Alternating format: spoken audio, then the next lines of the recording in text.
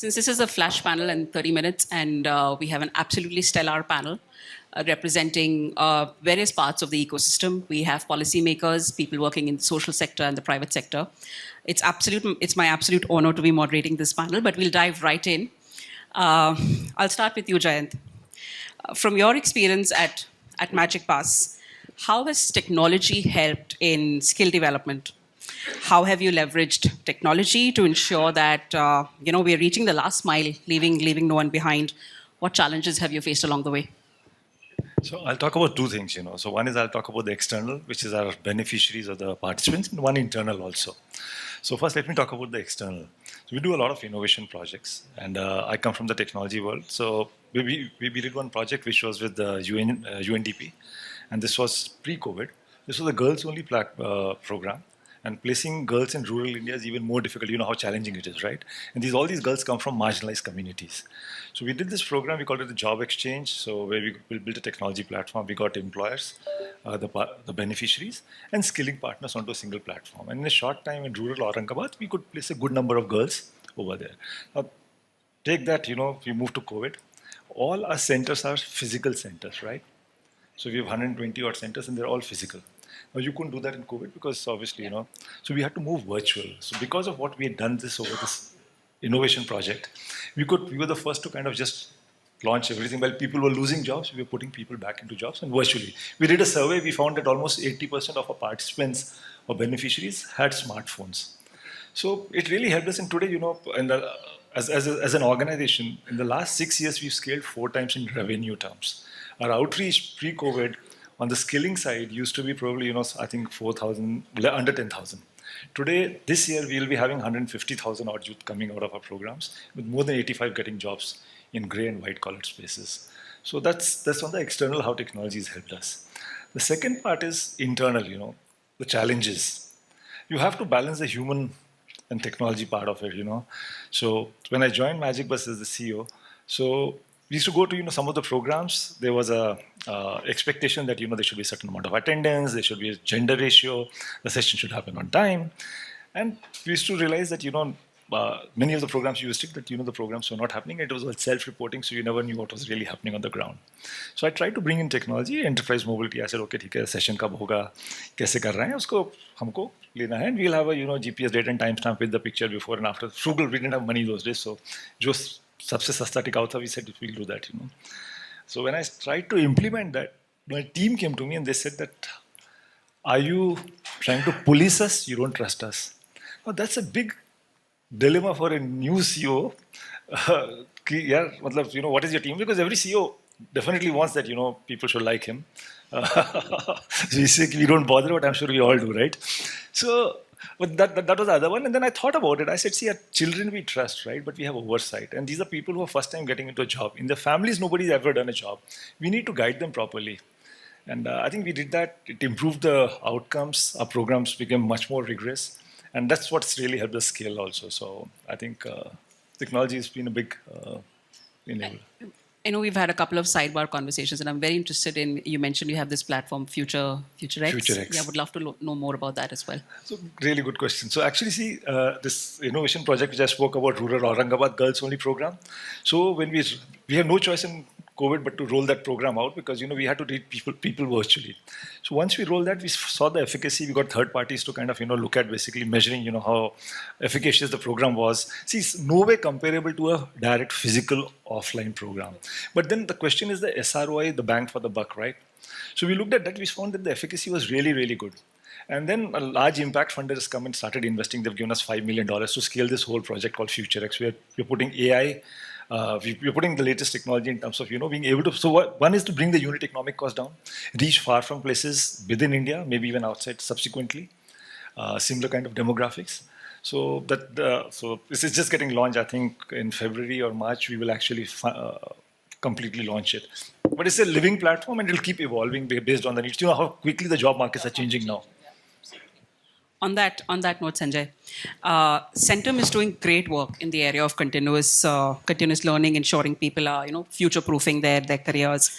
You have a remarkable footprint in India and Africa, supporting learners through very innovative solutions. What can you share has been your Yeah. What can you share has been your learning and insights along the way? Yeah. Thanks, Aditi. Thanks, everyone.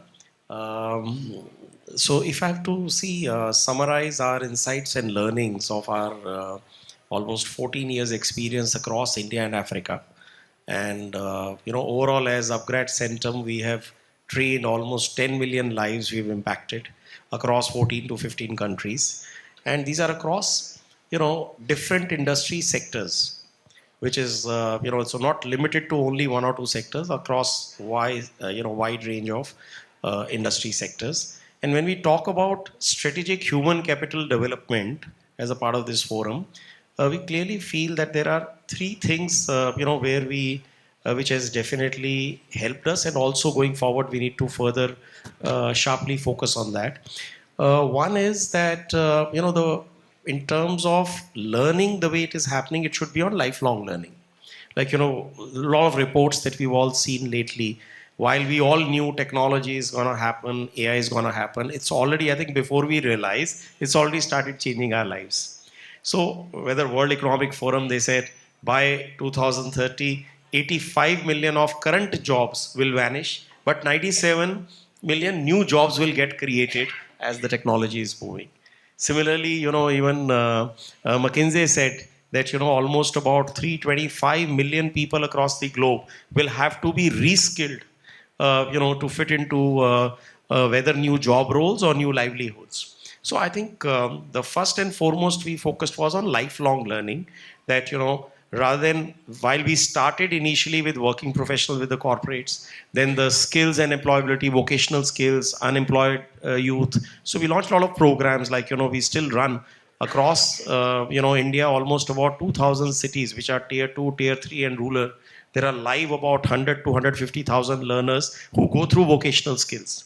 These are in deep rural part and smaller towns, and they are largely people who cannot really afford I would say additional courses, because they are either largely in government schools where there is no fee, and we are wanting them to upskill on short-term courses which are 8,000, 10,000 rupees. But we provide in those schools so that they don't have to shell out any money. And so what we found is that across the lifelong learning, we realize we need to start that right from when they are young, rather than once they finish their graduation and then you start imparting skills, because by that time the mental makeup and the learning ability that gets really formed up. So we've started now from right from class 9th, and we have offerings from them. And then also there are students who want to whether sort of study further or they want jobs. So there are both the streams, that the options that we give it to learners at Upgrad Center. If somebody wants to further study, there are options both in India, overseas universities also we help them, or if you want to do specialized courses, whether in technology or any of the industry sectors, that's also there we help.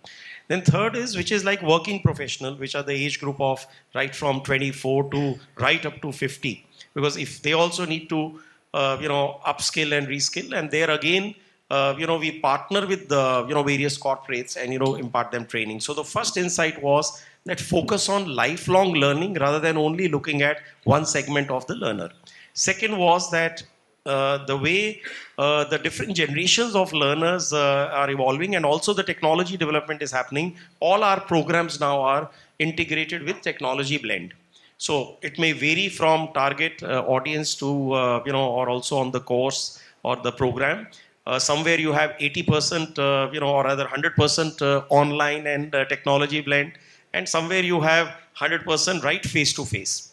But majority of our programs, I find that minimum almost every program has about 20% to 30% of technology blend, and that is what really helps them. And then what we are finding is that in integrated also the soft skills. So that's another thing which is fairly important. We find that it's not only the domain knowledge or technology, but also soft skills are the need of these new jobs. Lastly, what we realized is to keep these learning relevant, we partner with a lot of industry corporates. So most of the programs that we create are co-created by the industry partners, and so that it becomes industry relevant. So these are the three insights, if that answers. No, thanks. That's great. Manish, coming to you, we'll stay on the topic of learnability that Sanjay mentioned. As we think of preparing for jobs of the future, I think what is going to be vital is to have the ability to learn how to learn. And I know NSTC is doing, it's both on strategy and execution, doing a lot of innovative models in this area. How are you at NSTC looking at how do we upscale, how do we get the population ready for jobs of the future? Thank you, Aditi. And I think the context has been beautifully set. So the context in which we operate is what is the skill deficit of today and what is it is going to be in future.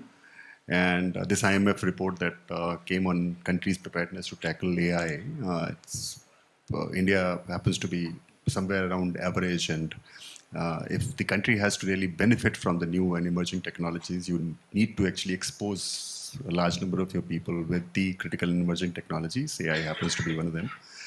So, and also the technology, the way the diffusion is taking place, it's also leading to a lot of skill obsolescence. And therefore, you need to, as both of them said, you need to actually make sure that there has to be a provision for people to learn and learn. A lot of this front-loaded college education, school education is certainly not going to help. So you'll have to get into this work, learn, work mode. And therefore, we at NSDC are looking at tackling this problem on 3 counts: infrastructure, finance, and also the digital and IT setup that we are talking about. So finance, we are doing a lot of innovative stuff. Skill impact bond, Magic Bus is a part of this. We are also talking about this, I mean, a lot of innovative financing instrument like ZC, ZP. Then you are also with social stock exchange we have recently registered. So there's a lot of money available for innovative skillings for a lot of people, and skill loans is another thing that NSDC has started, wherein we are not actually providing loans to the learner directly. There are a lot of NBFC approved agencies that we are doing a first credit default guarantee and then encouraging these people to take up financing for skilling in a major way. So these are some of those steps that we have taken in order to make sure that this learning becomes affordable and the finance for that is available. As far as the infrastructure is concerned, we now are expanding our current training provider network of 4,500 to many more. We are also have taken an institutional route, and we're talking about developing skill hubs within the schools and also the colleges and wherever possible. So this reach of physical infrastructure is adequate. In addition to that, the digital infrastructure, we have recently come up with a Skill India digital platform, which actually offers a platform to the learner where a lot of programs, creditized programs are also available. And we have also seen from the policy perspective that maybe this 200 to 300 hours of short-term training may not actually be adequate. So we have come up with, as you know, that NCVT has actually come up with a lot of micro credentials, shorter courses. Now they're talking about nano credentials, etc. So they can learn and then immediately apply. And Skill India Digital platform becomes a vehicle or the platform through which you can learn some of these skills. So these are some of the things that we are doing, and we are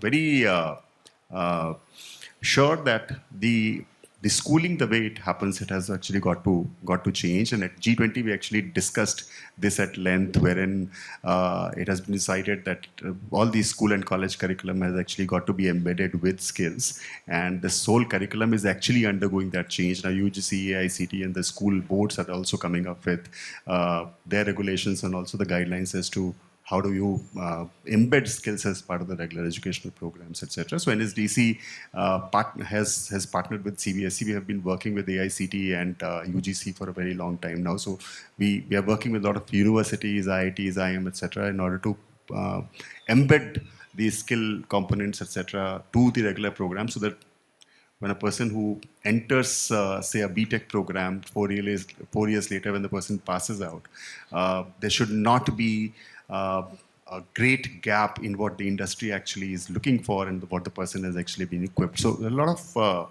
such stuff that we are doing, and yeah, it's a real uphill, but then yeah, that's how you go Start about somewhere. handling it.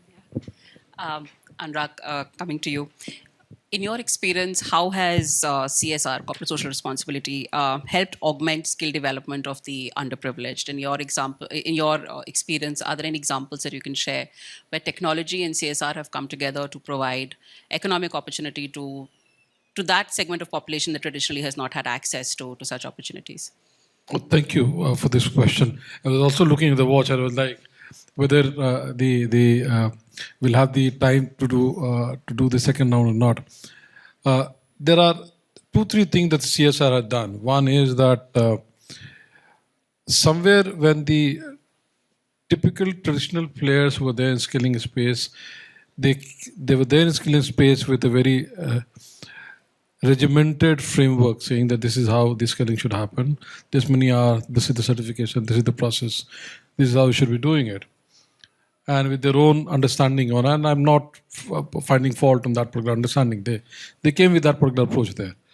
The CSR came in with I'll say, multiple options were made available to people to choose and decide which one is good for their constituency. One, market. Second, and they also tried mapping the constituency with the market so that it was helpful for them. It also allowed a huge amount of agility at the implementation level, where we were able to change the module, or people were able to change the pedagogy or approach quickly, rather than, I'll say, seeking multiple permission and approval there, because the typical traditional fundamental bodies were doing at a scale which was much wider. You can't bring in changes there, because if you start bringing in changes, you'll create chaos there. But with CSR, it allowed them that particular flexibility to do that particular bit. The second bit was identifying some of those smaller players who were good, but they were not having the kind of capital or the kind of resources or infrastructure for them to become impanel or become partner in some of these change processes. This was like cricketers playing IPL. So you open up the whole canvas to say that there will be multiple players who will get the opportunity to play there. The Indian Test team, only 11 can go or 16 can go. The original players were holding those 16, saying that this is the cream that I have there. But the IPL opened up, and the 16 got challenged, others got challenged, and then you had a fresh pool of talent which was coming in this particular sector. And third, on the tech part of it, there was a huge amount of revolution happened. Something that Jan talked about, the scale became easier to achieve. That's one. Somewhere, a number of constituencies who were not having the mobility, whether girls in some of the communities, youth with disability, some of the stigmatized group were not allowed to come out. They got an opportunity using tech to get trained, and they also used tech to get the job there. So in a number of ways, I call COVID as blessing in disguise, because that in a number of ways forced us to take tech in a very positive manner. What we are not still good at is doing online training. We fundamentally we are not ready to do a longer duration of online courses there, and that's somewhere it's not there in psyche there. We need a facilitator-led training program there, and we also need to work on those shorter modules, capsule courses, and then link them with wider framework that you have there. And that's where a number of agencies are working on that particular thing. Overall, CSR allowed newer players to come in. Overall, it allowed newer approaches to come in. It also challenged some of the existing players there. Yeah. Thank you. That's very helpful. We're running out of time, but very quickly, a question to both Sanjay and to Jayant. We spoke about this very briefly. Let's talk a little bit about soft skills. A lot of conversation on skilling focuses around hard skills, especially in tech. We just talk of the newest programming language.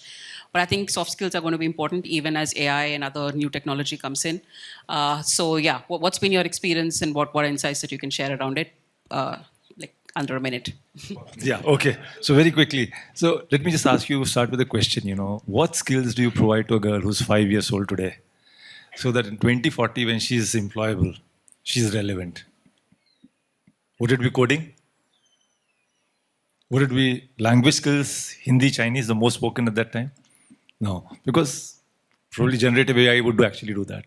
So the only thing, see, the whole cycles are getting shorter with new technology. The way we work, the way we love is changing. So I think what is really required are these life skills. The new education policy talks about that also, right? The 2020 has got life skills into it. So life skills is very important. It is about empathy. It's about learning to learn. It's about the continuous learning, the ability to bounce back. That's the only thing that you can provide. So I think that's. I would just close with that. Yes. Okay, so you see, I've already covered that, but just since it's just a 1 minute, you're saying that see when these jobs shift because of technology and as the learners, this thing is changing habits. So what we find is that what I talked about, 85 million old jobs going and 97 million new jobs coming in. The core of these 97 jobs we have said is, as Jayant rightly said, life skills and soft skills. So it's a complete array of this. And if we really see today, even while there are even campus recruitments happening even from engineering colleges, they've already realized it and they've started saying 50% weightage to soft skills and 50 to your tech and domain. So it's already changing lives, and which is not I was talking about. So they are extremely relevant, and this is what will keep the learners going ahead, and people, as Jens rightly said, after 30-40 years relevant for the jobs. Last question to you, Manish. What can private sector do to help policymakers or policy implementation agencies such as yours? Show us models that work. I think this whole innovative finance model was actually led by the private sector, and government just played along. So this blended finance and the way we actually structured this impact bond thing, it has actually showed the kind of results that we're expecting it to show. Also, the private sector can lead in terms of what technology can possibly be deployed in order to make this whole bite-sized learning, etc., available to a lot of people. And the third thing is there's massive capacity building that is required for school administration, college administration, because they have to really rethink the way they are imparting education. And what I primarily see lacking, and I've actually been working with one center for leadership development at schools. There, they actually see this massive deficit in terms of capacity or thinking thinking how to impart education and scaling in this changing scenario. I think this capacity building also, we actually need to experiment with various approaches and models. I think this is where the private sector can actually come forward and show us the way to the government. And the government's job is to basically scale the solutions that actually work. Thank you. Anurag, last word. From your perspective, what is the most urgent action item we should be focusing on? The urgent action is collaborate. I always tell people collaborate, because small is no more beautiful. You need to bring in the scale there and bring the scale with huge amount of agility there. That's needed there, and somewhere build that trust, which is usually I'll say lacking there. I always, in number of seminars, I've said that there are three bodies who are doing this social transformation: corporate, government, NGOs. Unfortunately, all three of them are not trusting each other. All three of them feel that people are not doing what they are supposed to do. And we need to build that particular thing, bring those people who are actually delivering stuff at the ground, bring people who are bringing models there for people to replicate, and have those, I'll say, humility to accept that someone else can do it better. And I always say this, that this particular sector requires some effort on ensuring that logos are kept at some other place, egos are kept at some other place. Then only you can create some of the work that all of us are talking about. If you bring in, and that's where I always say that, talk about what the largest sector is doing rather than talk about what I'm doing. Because the moment it's all about what I am doing, I'm not going to appreciate the work that others are doing.